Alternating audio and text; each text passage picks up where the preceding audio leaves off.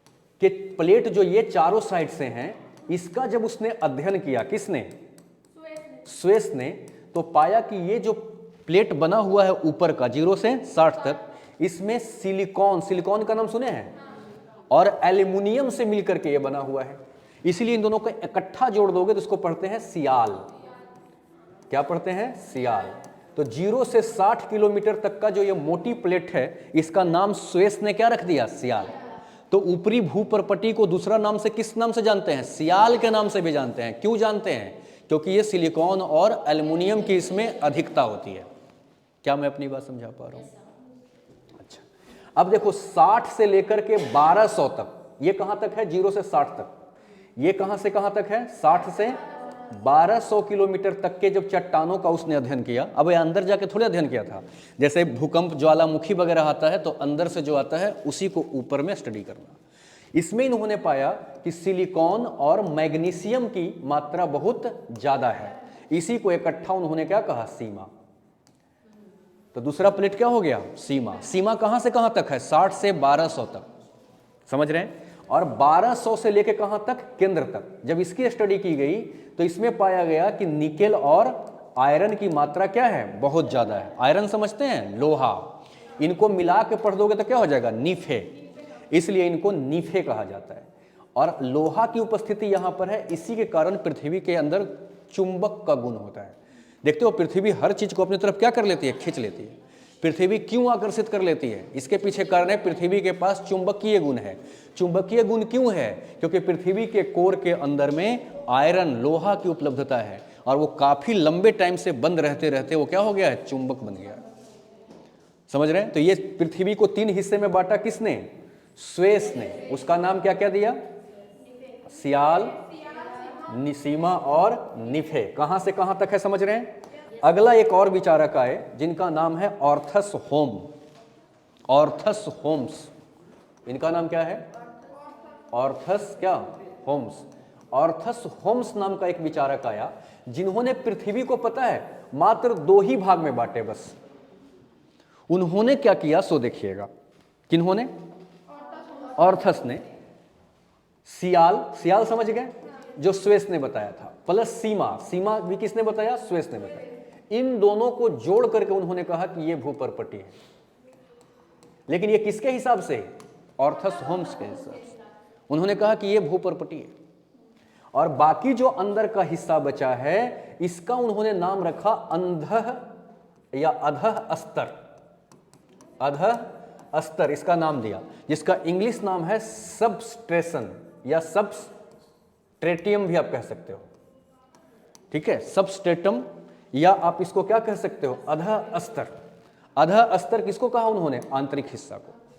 तो ये ऑर्थस होम्स ने कितने हिस्से में बांटा? 2 हिस्से में, भूपर्पटी और अधः अस्तर। जिसमें भूपर्पटी किसको कहा उन्होंने? सीमा प्लस सियाल को, और बाकी को उन्होंने क्या कह दिया? अधः अस्तर।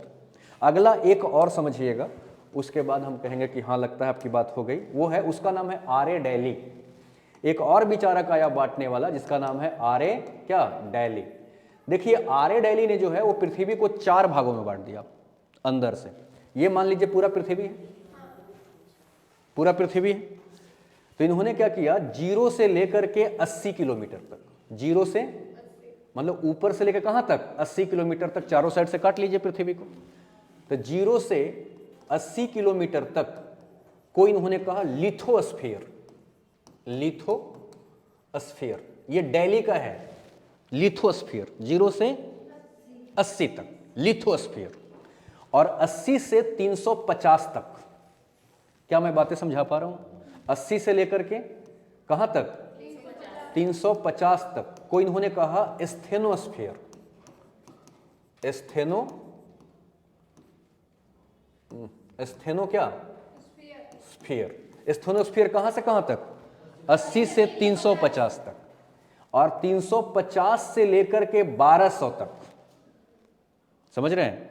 350 से 1200 तक को इन्होंने कहा मीजोस्फीयर। क्या कहा? मीजोस्फीयर। समझ रहे हैं? और 1200 से लेकर केंद्र तक का जो ये लास्ट बचा, इसको इन्होंने कहा सेंट्रोस्फीयर। सेंट्रोस्फीयर।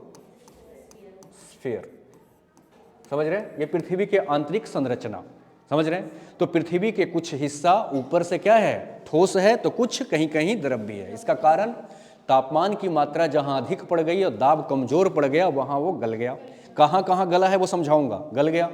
और जहां जहां पे दाब भारी पड़ गया उसको गलने नहीं दिया, बल्कि उसको चिपचिपा सा कर दिया, प्लास्टिक नुमा जैसा कर दिया। समझ पा रहे हैं आप। अब देखिएगा वही चीज हुआ कि पृथ्वी के जो ऊपरी कोर था, याद करिए हमने पढ़ा ना अभी, ऊपर वाले को क्या बोलते हैं, भूपर्पटी, फिर बीच वाला क्या हो जाता है, मेंटल, फिर बीच वाला क्या हो जाता है, कोर। तो कोर में भी दो हिस्सा था ना, कहां से कहां तक, 2900 से 5150, और यहां पर था 5150 से कोर तक। ये वाला जो है ना वो प्लास्टिक नुमा है, प्लास्टिक नुमा समझते हैं, चिपचिपा सा है। तो इसके ऊपर ये पूरा पृथ्वी क्या कर रहा है पता है, ऐसे सरक रहा है। यही कारण पृथ्वी क्या कर रहा है, घूम रहा है। पृथ्वी की जो घूर्णन कर रही है उसके लिए जिम्मेदार क्या है, अपने ही अक्ष पर ये स्लीप कर रहा है, क्योंकि यहां पर क्या है, ये चिपचिपा सा है ये वाला। पृथ्वी का कौन सा, ऊपरी कोर, ऊपरी कोर जो है वो कौन सा है, चिपचिपनुमा टाइप का है, समझ रहे हैं, चिपचिपनुमा है। और चिपचिपनुमा होने के कारण ये चीजें क्या हो रही है, इसके ऊपर बैरिंग की तरह